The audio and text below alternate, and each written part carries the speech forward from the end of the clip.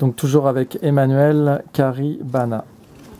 Est-ce que certains d'entre vous ont quitté Bicécéro depuis? Est-ce que vous vivez encore ensemble à Bicécéro?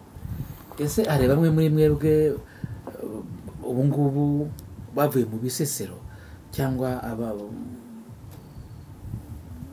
muracyaturanye?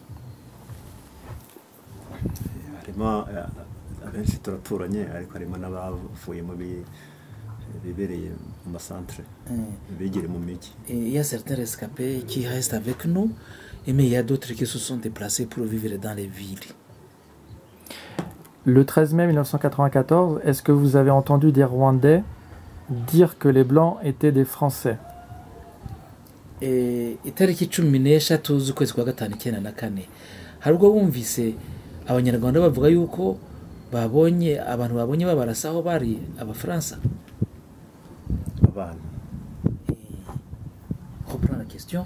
Est-ce que le 13 mai 1994, est-ce que, Emmanuel, tu as entendu des Rwandais dire que les Blancs étaient des Français? Itariki 14 ukwezi kwa gatanu 1994 wowe Emmanuel warumvise abanyarwanda bavuga ko babonye abafaransa babarasaho? Yego kandi oui. Abo twabiganiragaho twabaga turi kumwe twabibonaga, noneho igitero cyarangira tukavuga duti iyi ntambara noneho yarahururijwe burgirimo n'abazungu. Oui, ce qui échangeait sur ce témoignage avec nous, c'était des gens qui étaient avec nous, qui avaient vu des Blancs tirer sur des Tutsis. Alors, et puis nous en avons parlé, nous avons échangé sur cette situation de Blancs tirant sur des Tutsis. Est-ce que, je précise du coup ma question, est-ce que Emmanuel a vu des génocidaires parler et dire que les Blancs étaient des Français? warabonye abicanyi b'abajenosideri bavuga ko abarasaga ku Batutsi ari abafaransa? Ntabwo urumva, uretse ko icya mbere abajenosideri twari tubazi ko ari abanyarwanda b'abahutu. Naho twebwe abazungu twababonyemo nta mishyikirano yo kuganira twagiranye, ahubwo twabonaga bari kumwe.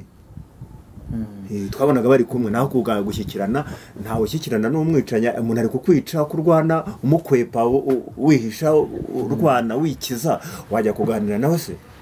Pour nous les tueurs, nous savions que nos tueurs c'est des Hutus, nous le savions. Mais pour dire que les Blancs n'avaient pas eu de contact avec les Blancs. Non, est-ce qu'il entendait des génocidaires dire on est avec des Blancs et ces Blancs sont français? Wumvise abajenosideri bavuga bati twicaga Abatutsi, kandi wumvise abajenosideri bavuga bati twicaga Abatutsi kandi abazungu badufashaga kwica Abatutsi n'abafaransa? Ibyo babyumvanye abajenosideri?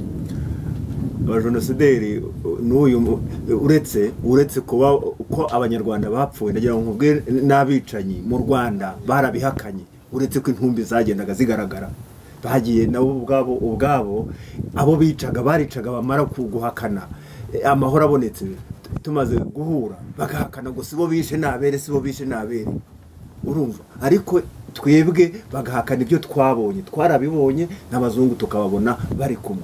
Ubwo rero kuvuga ngo hari imishyikirano se no muri Gacaca abe yagiye bemera icyaha ni bake? Les génocidaires ont toujours nié leur crime. Mais ils auraient pu lorsqu'ils montaient sur les collines. Oui. Les génocidaires ont toujours nié leur crime. Même après la guerre, quand la guerre était terminée, ils n'ont jamais voulu avouer qu'ils avaient participé au crime collectif. Ils ne voulaient même pas impliquer les Blancs qui les ont aidés à tuer des Tutsis. Seulement, il n'y a eu que quelques repentis qui ont osé avouer qu'ils ont vu des Blancs tuer des Français, tuer des Tutsis. Dis-lui que je voulais parler du 13 mai 1994. À ce moment-là, est-ce qu'il entendait des génocidaires dire aux autres génocidaires, les Blancs qui sont avec nous sont des Français? C'est à ce moment-là, pas depuis, le 13 mai. Est-ce qu'il a entendu des génocidaires rwandais dire les blancs qui sont avec nous sont français?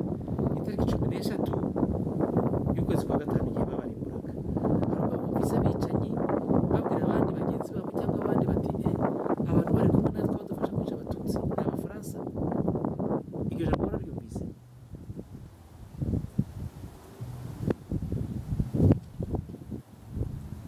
ikintu twashingiyeho icyo twashingiyeho n'uyu munsi dushingiraho ni ibyo twabonye, naho kuvuga ngo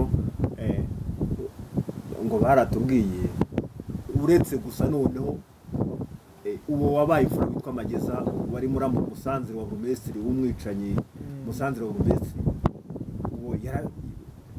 we no mu nama yajyagamwo akajya mu nama z'abicanyi z'ubutegetsi bwariho icyo gihe.